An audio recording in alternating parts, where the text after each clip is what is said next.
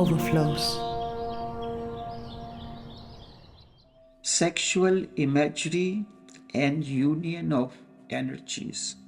Sexual imagery that each one of us engages in is not to promote indulgence as we normally understand. Instead, this imagery symbolizes the union of energies, the merger of masculine and feminine energies, union of Shiva and Shakti, anima and animus. This imagery, in deeper understanding, symbolizes simply dance of creation. Creation not of life, another body, instead of creation of awakening. When sexual imagery is used as a symbol of union of energies, light of awakening dawns and manifests through your each action and thought. The ancient Eastern world understood this very well. This is reflected through sculptures, temples, and texts. Indian temples like Khajuraho and Konark depict sexual imagery not to promote indulgence but to symbolize the union of energies. They are the symbols of meditation and deep understanding. The dance of Shiva and Shakti, the merging of the masculine and feminine principles in the cosmos. The Kama Sutra, the eternal treatise on sex, similarly was never just a book about sexual positions, but about harmonizing love, intimacy, and energy flow. Unfortunately, just as ancient teachings and wisdom on sex have been misunderstood, so has the deeper meaning of these ancient spiritual insights. The Western world mistook Kama Sutra as a manual for pleasure, while religious orthodoxy in the East rejected it altogether. Both miss the essence of awakening. Sex is not a destination, instead a stepping stone for transformation. Because of so many reasons, sex has been reduced only as a destination for pleasure. Human mind could not understand. If sex is used as a stepping stone, the result can be phenomenal. For this, one has to be courageous to come out of traditional understanding. Osho revived these ideas.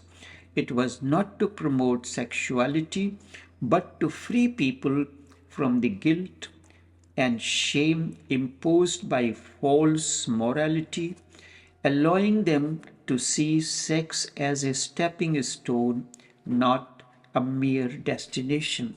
However, the reaction to such understanding of Osho was no different from how ancient wisdom was distorted.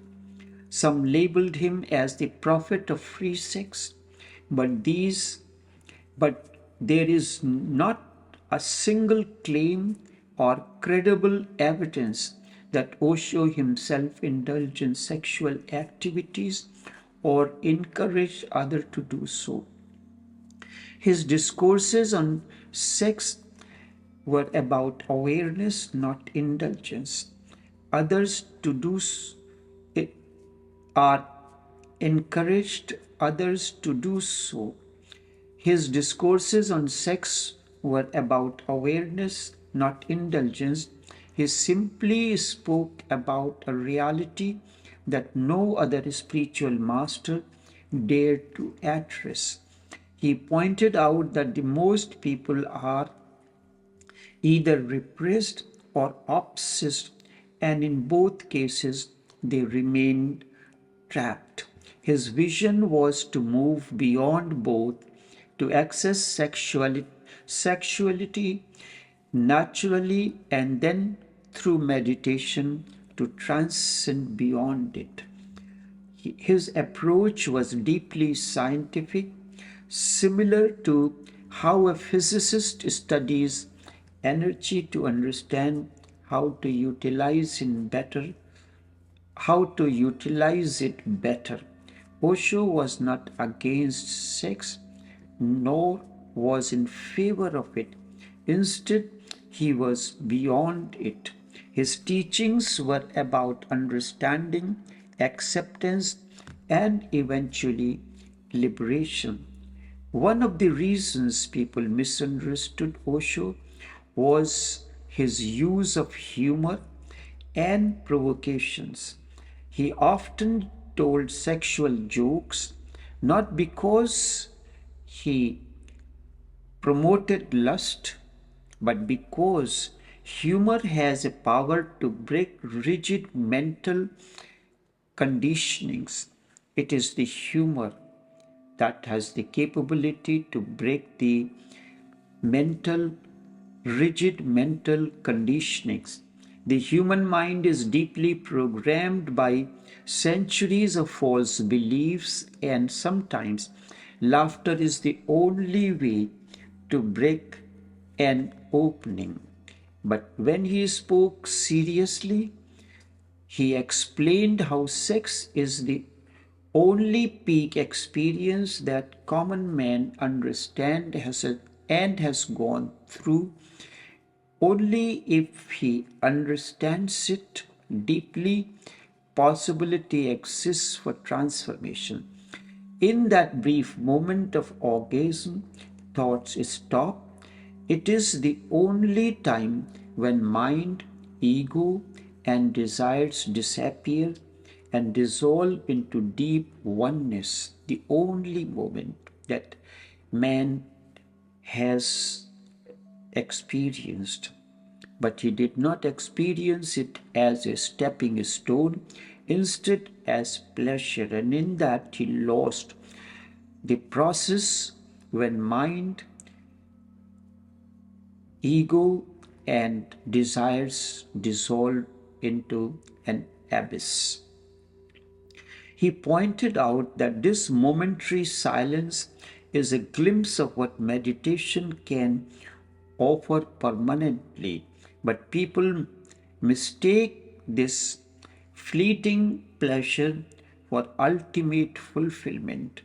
Instead of remaining stuck at the biological level, one must move beyond it through awareness.